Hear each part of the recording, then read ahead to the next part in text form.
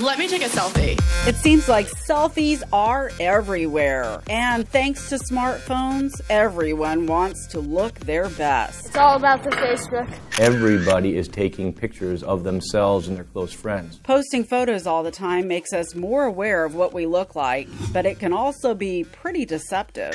Let me take another selfie. Dr. Dustin Reed, who's been known to take a few selfies himself, doesn't always like the image he sees in his selfies. The cameras that are on the phones and these different devices don't necessarily always put you in the most appealing light, and it's led people to seek plastic surgery to make changes. Selfies, texting, the continuous awareness of one's appearance in photos drives business, if you will, but it's not really a very realistic driver of business, and maybe not one in our patients' best interest. And so we spend a lot of time with patients telling them, don't be so hard on yourself. A recent survey shows an uptick in requests for facial procedures last year, possibly due to the selfie craze.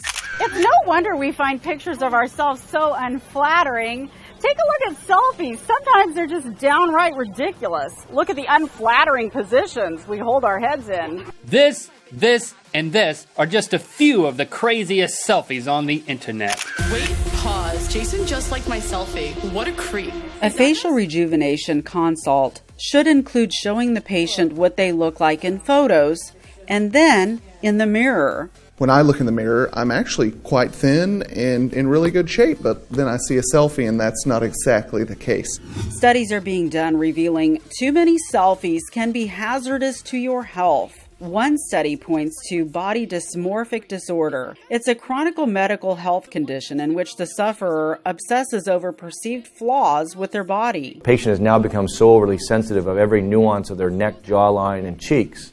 They may not have an operation that will make them happy, and therefore we need to know about that beforehand rather than later.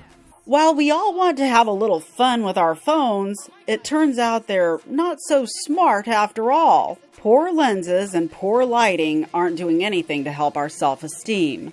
Responsible plastic surgeons are careful to screen people so they get the right procedure for all the right reasons.